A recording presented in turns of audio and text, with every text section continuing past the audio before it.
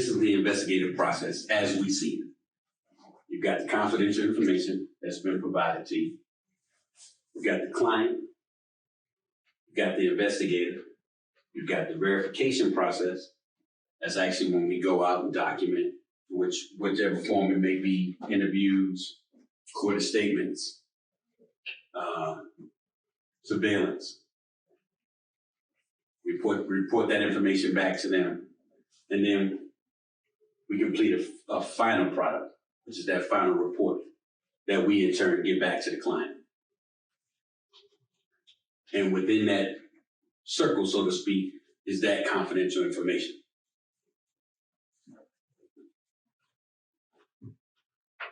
So you ask, what do investigators use? As I said before, typically we do workers' comp. So of course we utilize on workers' comp cases, domestic cases, criminal cases, so forth and so on. In the workers' comp arena is when you're dealing with a situation where that individual's injured and they're having a difficult time getting that individual back to work. Kind of like what we touched on with the video. They're not attending appointments, they're not responding to phone calls, they're not compliant, so to speak.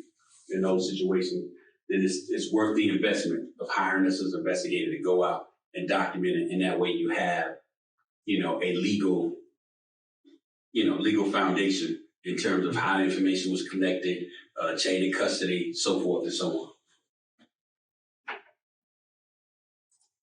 The why, I'll still, continue down the workers' comp arena that we were talking about. It's when employees or even employers sometimes, saying they're out committing fraud.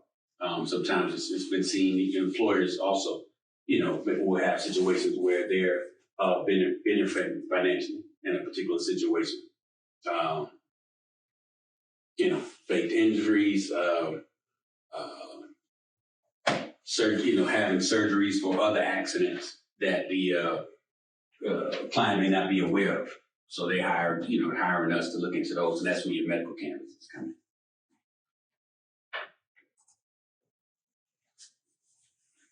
These are some of the reasons why, investigators are used, as it pertains to being injured at work.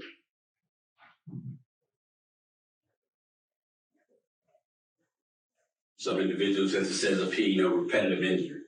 They're constantly, repeating that injury. And at the same token, that individual may be, someone who plays, they got a torn rotator cuff, but they're playing a lot of golf, playing baseball, so the other things that they do is why they reach out to us. Now, how do we obtain that information? Do background search. We run a comprehensive report and pull that particular information. We use social media, Facebook, Twitter, Instagram, to gather that information. As I said before, we don't work a typical 9 to 5 schedule. The day may vary based on the particular information that we gather. So sometimes, may require us to possibly work at night if that individual is working, third shift, or that individual might be somewhere. It doesn't happen a lot. It typically happens, as I said, in domestics, but in the other arenas, not so much. And of course, on weekends. Weekends you may have individuals what they refer to as light duty. So that means that individual got injured, went to the doctor. The doctor says, well, he can't perform this job, but he's still able to work to a certain extent as long as he's not working this job, which is going to further that injury. So some employers don't have what they refer to as short-term opportunities for their employees. Some places have, as of late, come up with a lot of different things. They may have that individual come in and just shift papers back and forth on the desk, for 8 hours, just to make sure that they're getting, their time, out of that particular individual. So when those individuals are on what they refer to as light duty, they may be working Monday through Friday. So the best time for us to observe would be on the weekend. So in those situations, sometimes you do have, the work weekends. We often film in public areas such as parks and schools. We're not allowed to film on private property. So, question for you.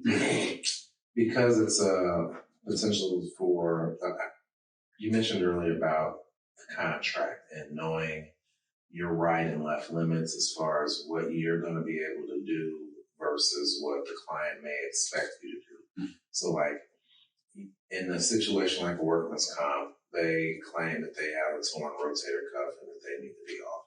Obviously, we're not medical professionals. Yeah. However, we see a guy throwing the ball to his kid in the front yard regularly, or he just happens to be part of a really big, after hours baseball league or something, over 40, and he's pitching that weekend, and that's why he needs to be off. Those things I get, but I guess is there ever a situation where you're going to be a subject matter expert pulled into a case or something like that? Well, most of the time when we're required and when we come to court, it will be to just confirm a video that's actually been obtained. Okay. What's going to happen in that particular situation is that video has been submitted to the doctor in hopes to get him released back to work, which is your goal. If not, if it escalates to the court level, then it's going to become evidence. Gotcha. And you may have to go and testify. And that's one of the things we'll talk about, later on about testifying, when you go to court.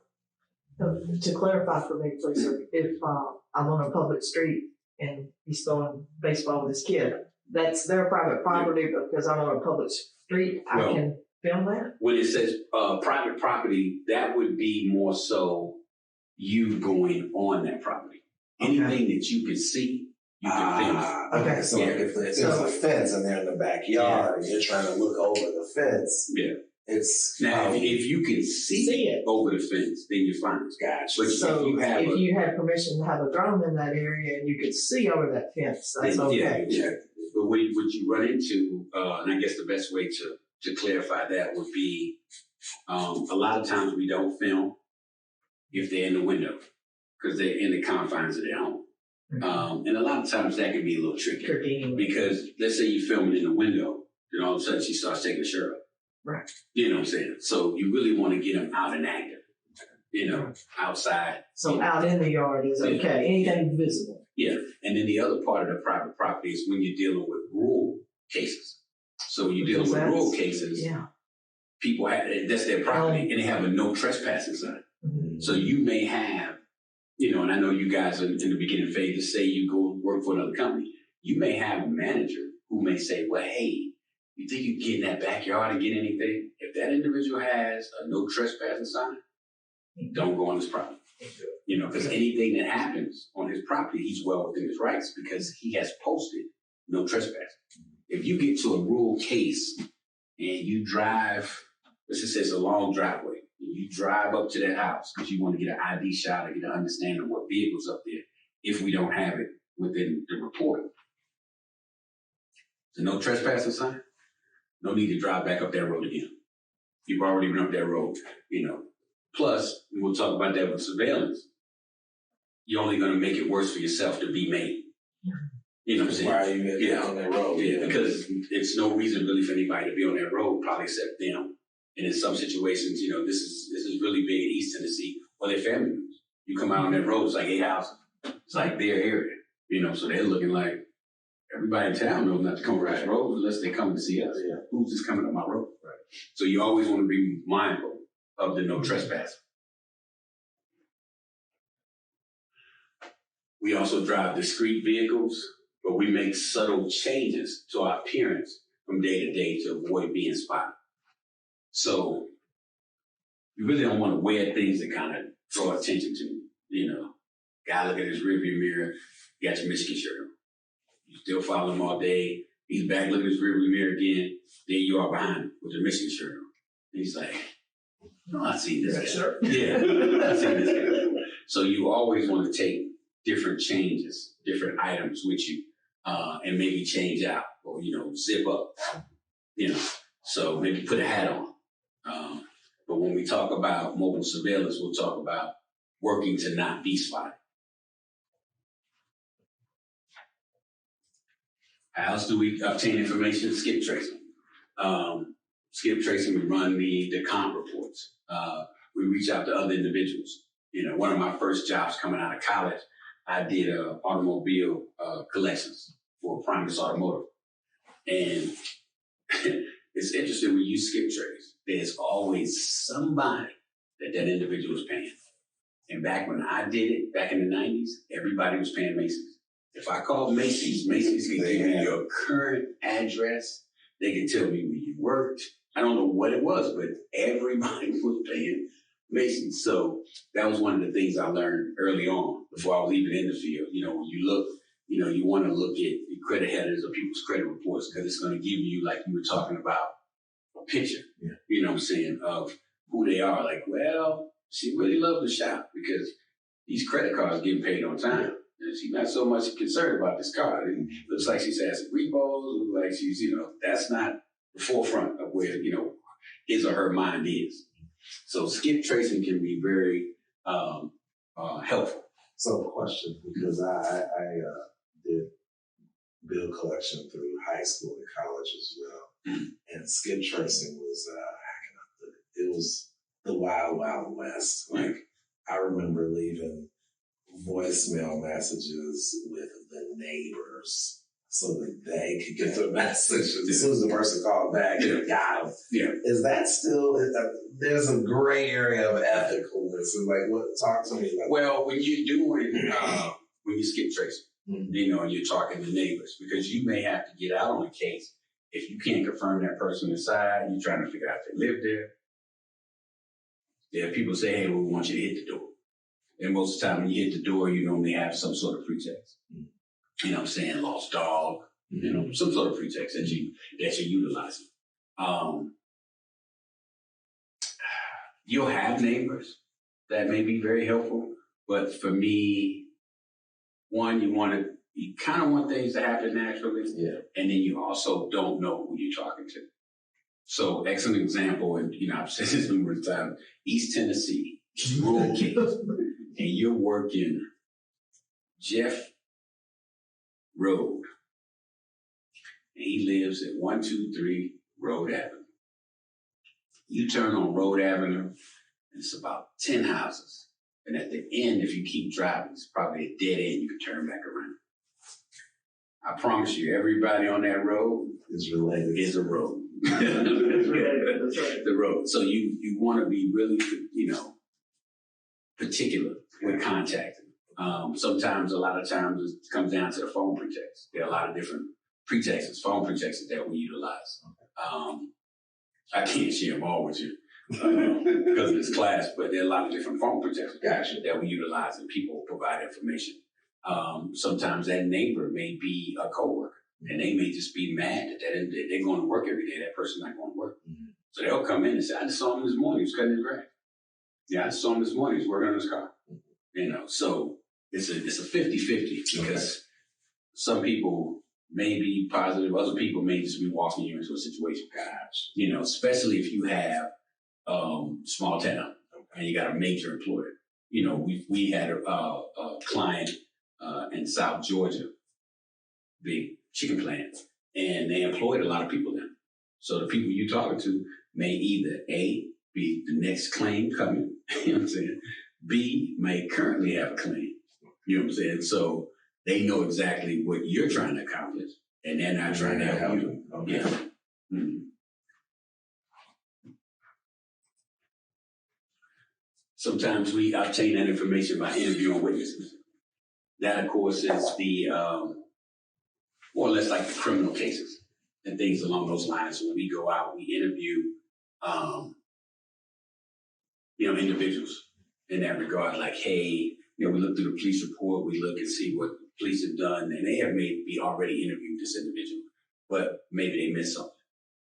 Not to say that they miss things often, but if the client has hired you to do it, then you follow. Yeah, you follow up. I've had situations where that individual is more comfortable with you.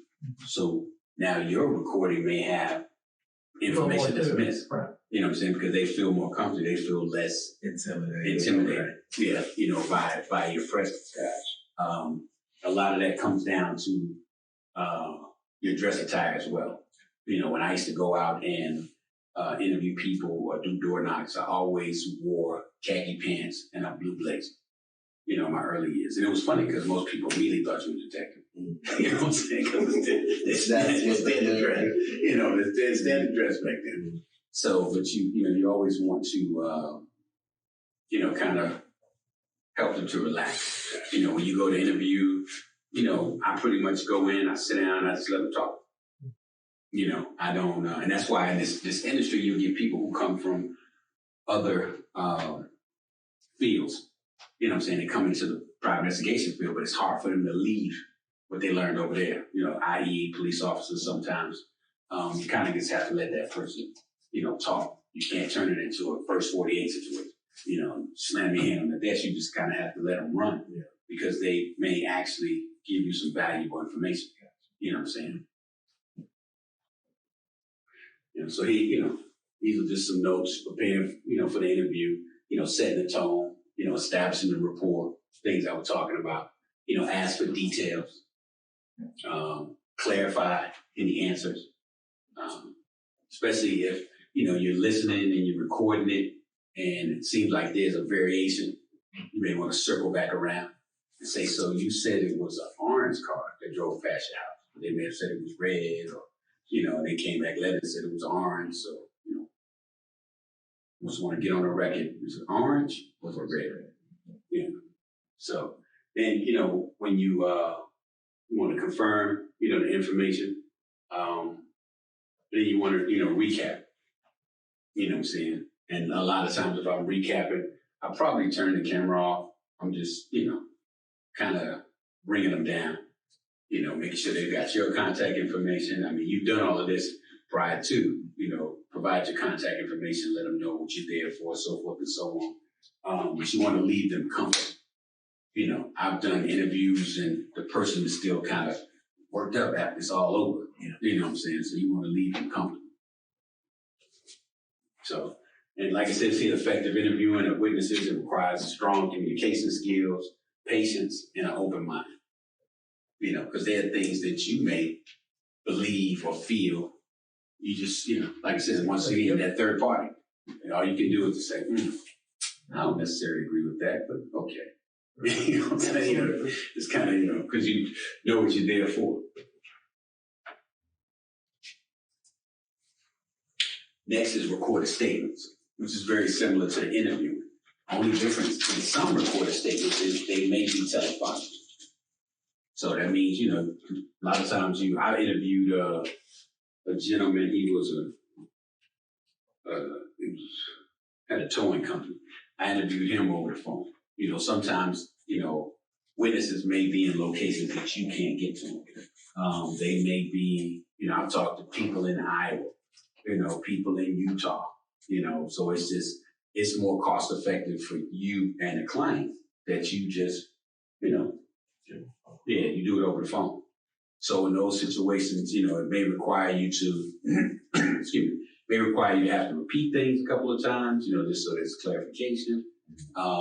You want to record those as well, whenever possible. I typically try to record, any recorded statements or any interviews, if that individual is open to it. I just don't immediately just, pull my camera out and start recording.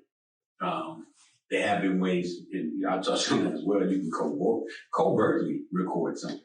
But yeah, you may take it over the phone. So based on what you're saying, as far as you can take it telephonically, so it does not, is there ever a situation where you need a video recording versus an audio recording? No. Okay. No. It's just a statement. Yeah. I testified one time on a case that involved a district attorney, and she was kind of asking me about video recording, which it was actually, a handwritten, I did it by hand interview. I didn't, I recorded it when we sat down, but she was more or less, talking to me about recording like when I arrived. Gotcha. And, it just, nothing against her, but we were kind of at an impasse. Okay. I mean, just imagine somebody showing up at your door holding their camera, starting a conversation. You have to. Yeah. You're on guard. Yeah, Interview's over. yeah. So as soon as they answer the door, here you are with your recorder on, or and then you also have to. Tennessee is a state where you can have one-sided, recording. Both people don't have to be aware, but there's a certain ethics to that too. I mean, we'll touch on equipment that I could utilize if I want to do that, but that's on. But then you're given the premise of, I think I don't trust you. Because when that video comes out, now that individual is looking and say, well, I didn't know that person was recording.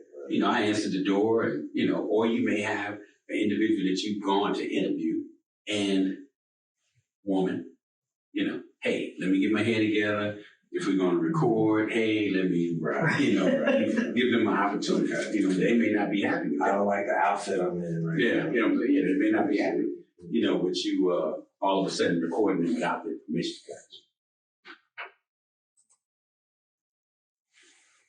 So, in summary, we covered when the investigator is used, why the investigator is used, how they obtain their information, skip tracing, interviewing clients, and obtaining recorded statements.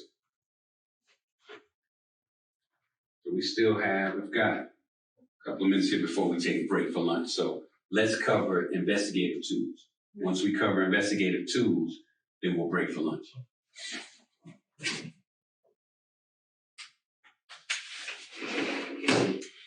So let's talk about investigative tools. Here in this picture, a little dated picture, but a few of the investigative tools that we have that investigators utilize.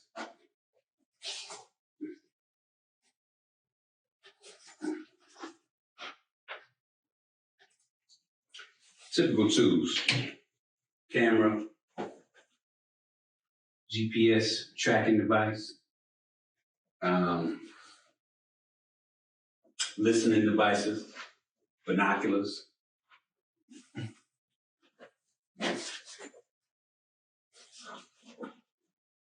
mobile devices, video devices. I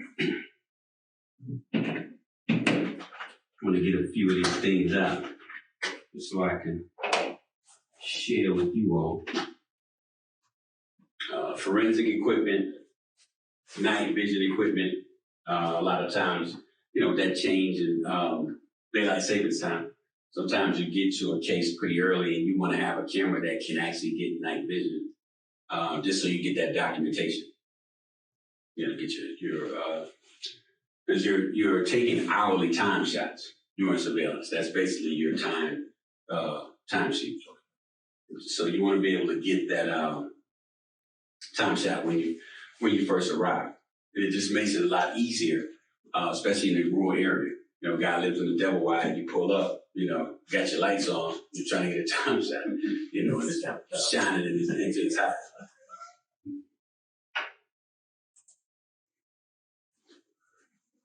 Additional investigative tools, you got the notepad, of course. You always want to have something you can take notes with.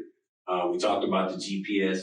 I will say this, when it comes to GPS trackers, and I believe I've got one.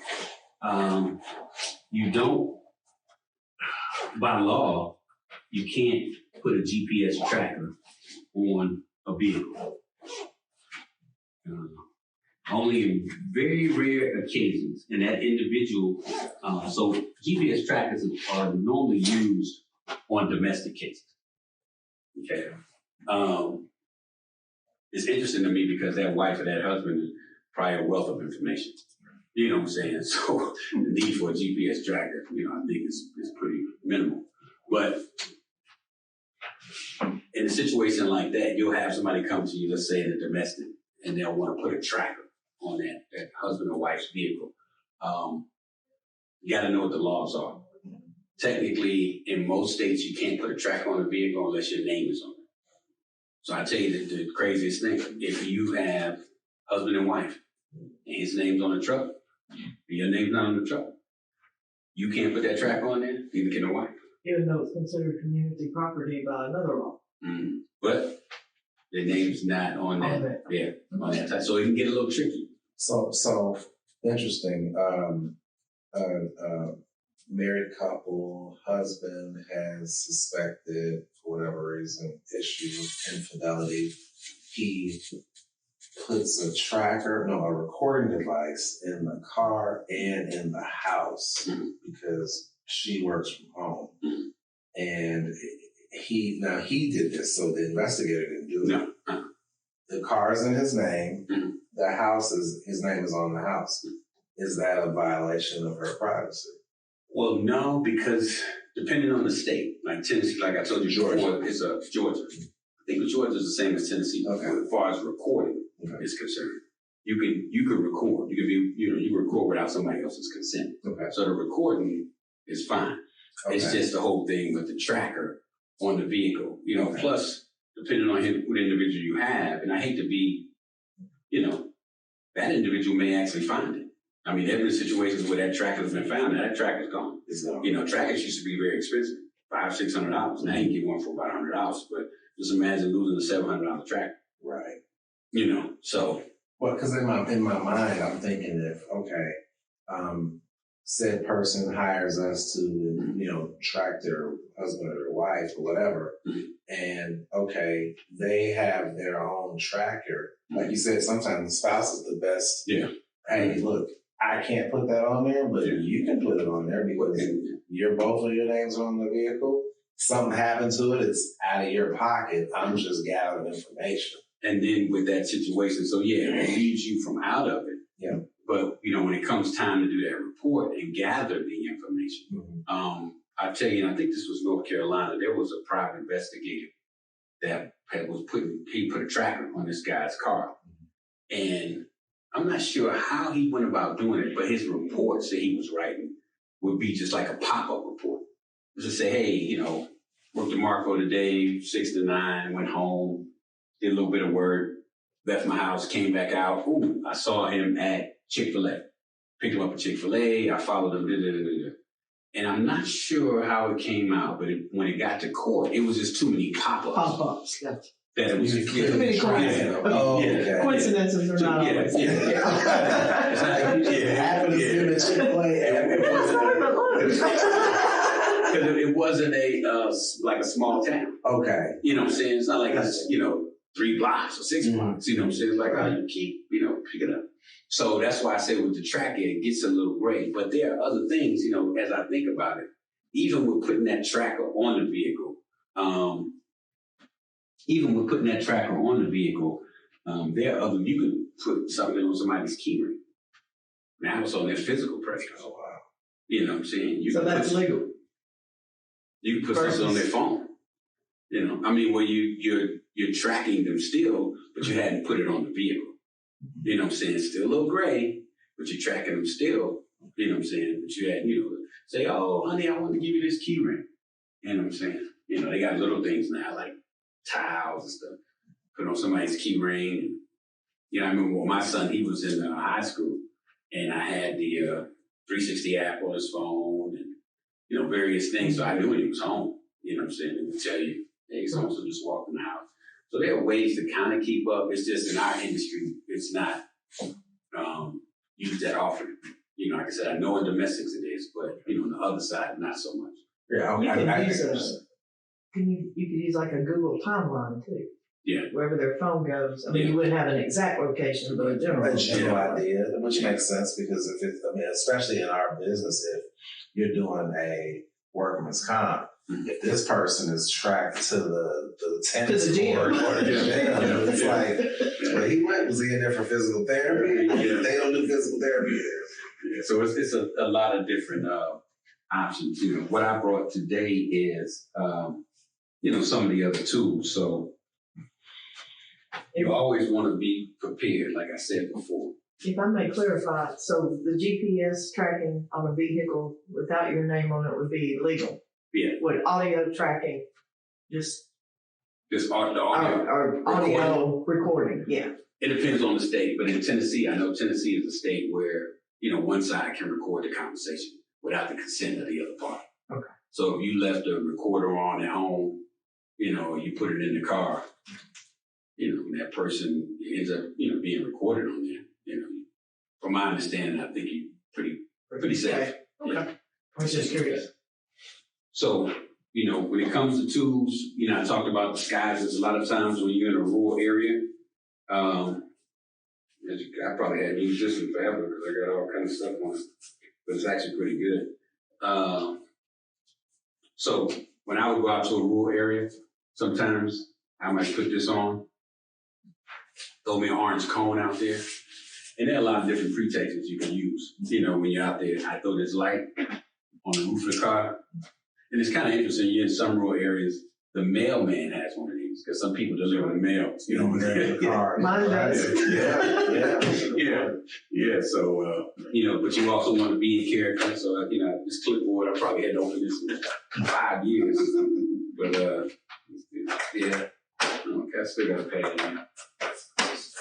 So, in the early years, we'd have hard hats, all type of things. So you're in that rural area and you've got, that road comes out to the main road and you're sitting on it. Just sitting in your car is going to draw a lot of attention to you. So you want to add something to it. You can sit there, you might sit outside, you might have your clipboard, have your hard hat, let's say this jacket, that cuts down on 3/4 of the people that's going to buy me. Somebody's still going to come by. Somebody's still going to come by, but 3/4, they on their way. They can care less about what you're doing. But you just being there and, no form of investigative, it's just like, no. So you want to have, tools that kind of blend in with the area.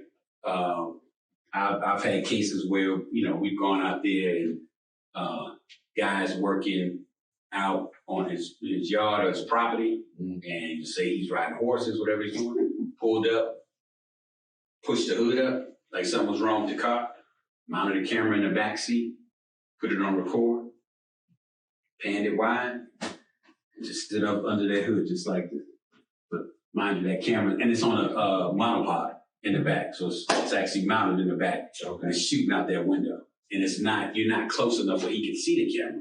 He's probably still a good distance away, but the zoom on those cameras are amazing. Wow. I've got some cameras, I kid you not, I can be a block away and still get a good ID shot.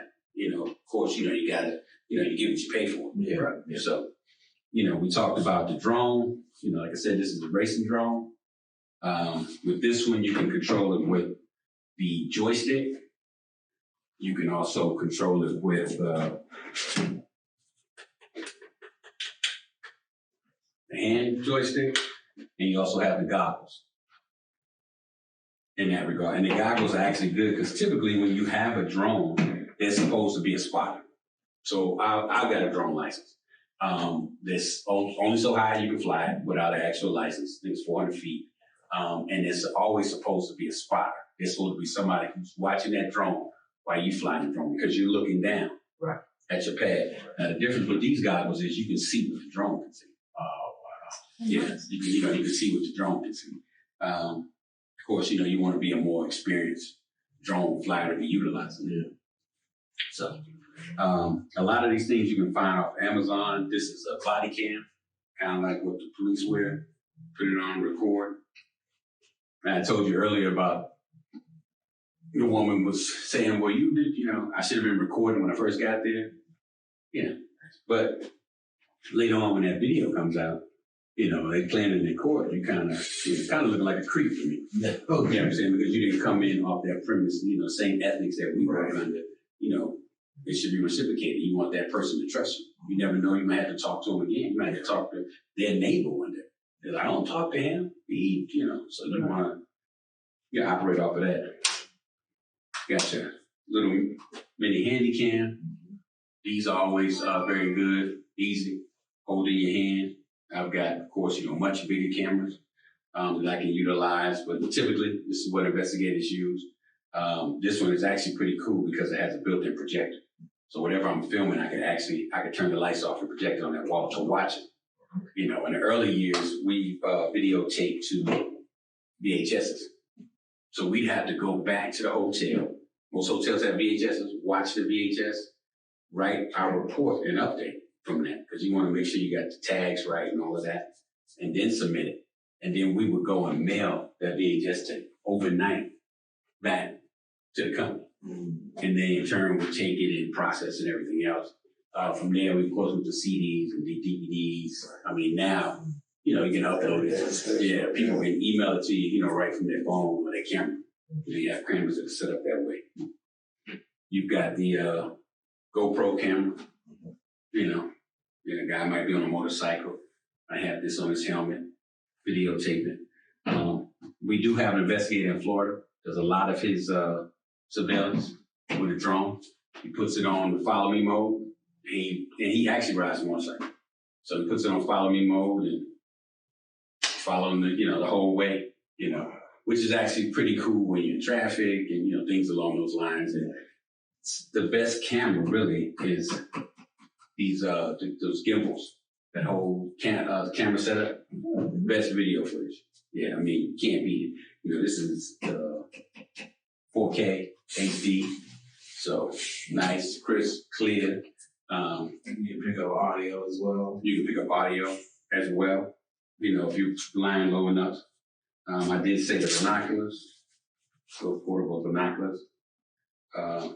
Periodically, like I said, with cameras now, you can zoom in from, a block away. But with these, a lot of times you want to look and see what they have going on.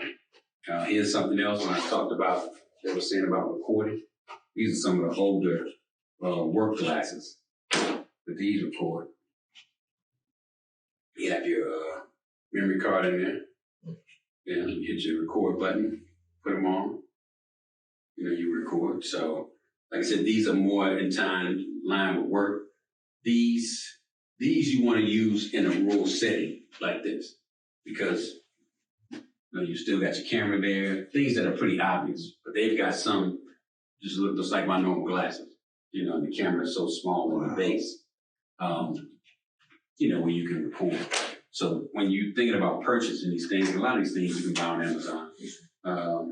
You just want to have ones that blend in with what it is you're trying to accomplish. So a question for you. In the last, let's just say year or two, with doing the types of cases that you do, which device would you say gets utilized the most?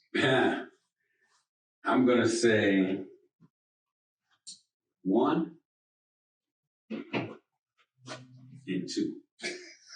I told y'all earlier, everybody has access to an investigative tool every day, all day.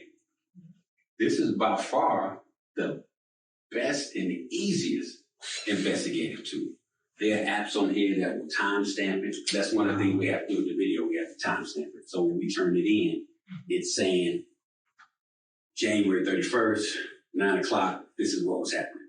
And that's how when we're writing your report, you have that within your report, what I'm saying? So, And there's apps that you would download. Yeah, apps that you can download that will timestamp that it will record video and it'll take pictures. So let's just say, like I said, a lot of times if you're going out to a scene investigation, I can pull my phone out and just take pictures. They're time stamping them, they're date stamping them. And then when I refer to my update, I just include those photos in there. If you're going out, I've been called out, people's pool situation, they're fighting with the insurance company, want to get fixed, you got to go out and get photographs. A lot of times, like I said, when they're going in the store. A lot easier to record with that. Mm-hmm. And easier to upload too. It's not easy to record. But you still have your coverts. Yeah. Key fob, covert. So the camera, the camera's this way. You just lay it down. Like with the glasses, I've been in the store before with the glasses, and that individual's in the line.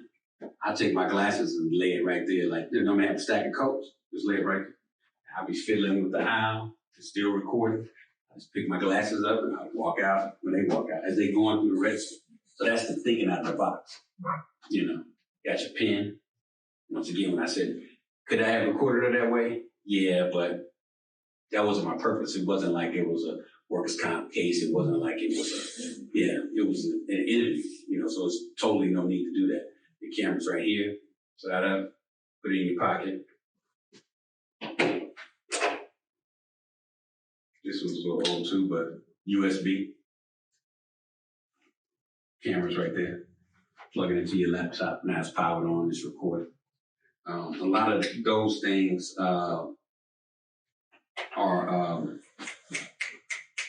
we've got the ones you can plug into the wall and with the USB on it, and it'll still charge your phone, but it'll be recording as well. Oh, wow. Yeah, a lot of those are what people use when I was saying about the nanny cams, or when you have an elderly individual that somebody is sitting and you're unsure. You may go and purchase one of those, plug it in the wall in that room, and be recorded. So, in essence, these are just a few of the tools. I mean, there's always more that you can find on Amazon, a lot of other places. A lot of this stuff is not really that expensive. Some cameras can be, maybe some drones can be, but you can still complete the assignment, with the tool, as long as you know the tool, that you utilize.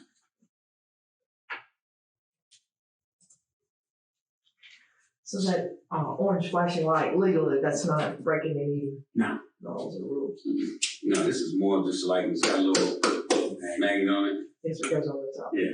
And like I said, because people deliver mail that way. Right. When you're, let's say you were in a white sedan. You got this on, you got the clipboard, you got your hard hat in the window, you got this going on. People aren't really caring. Right. Kind of blending in. Right. You may get out there, maybe a construction setup or something like that. Yeah, I just park down the street. Right. You know what I'm saying? And I'm just, on the road, here, nobody's really going to bother you.